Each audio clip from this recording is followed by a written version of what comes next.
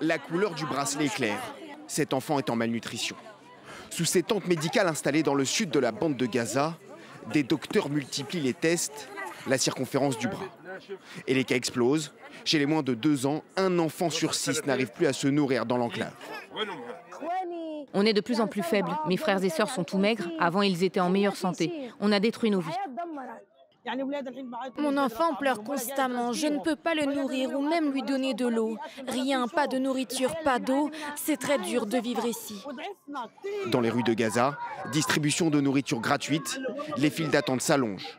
Des bénévoles organisent le rationnement autour des dizaines de familles affamées. Il n'y a rien à manger.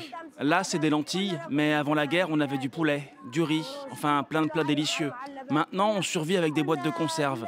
Avant, on dînait, on dormait bien. Là, on va au lit sans avoir mangé. La faim, associée à la maladie, une combinaison mortelle d'après l'OMS.